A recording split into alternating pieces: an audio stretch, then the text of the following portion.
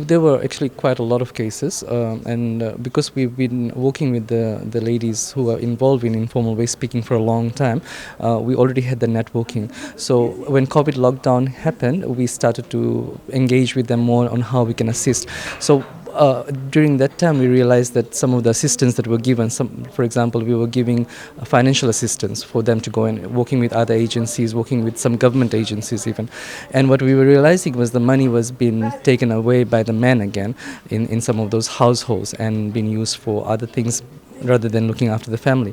And when the women would refuse to give the money, there would be, domestic violence and all of those things. So there were several cases. We had to also get Fiji Women's Crisis Center counselors involved in trying to get women out of homes because their lives were at risk at that point in time. So there were several avenues like that. We also had some government agency assistance in trying to deliver food packs at that point in time. And during that situation too, we realized that some of the food packs were then getting sold by the men in some of these communities, and that was also quite difficult because then children and women were left without basic necessities. So that is when the seriousness of the whole structure of domestic violence became very apparent to us, so it was different layers of abuse that we saw happen especially apparent during the lockdown period. So there were a lot of feedback there. I think there was also, for us, the realization was there that for many women this was just a normal everyday life to go through that.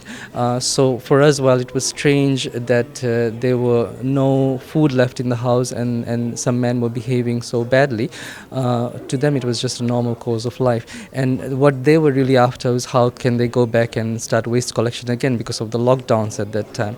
So their focus was, there was no realization that actually their rights were being violated and they were in such bad place in life.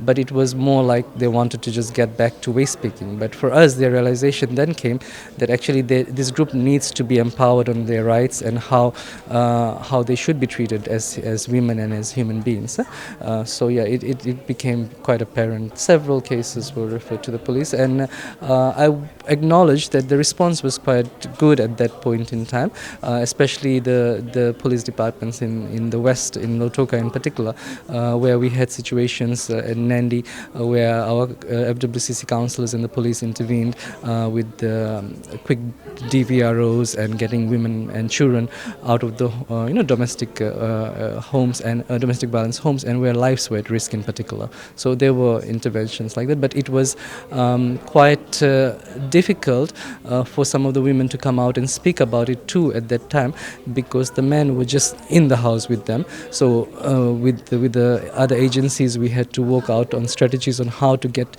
women to give us indications that they were actually going through abuse. For example, I remember there was a situation where one of the ladies we were trying to help, who was part of a waste-picking community, had to just call us and not talk to us, but let the phone just so we can hear the conversation she was having, the argument she was having with a partner, but she could not talk to us directly, and because otherwise her life would have been at risk. So we had to try and get other agencies to be involved to try and get her out of that, because it was a very very severe form of domestic violence that she was going through at that point in time.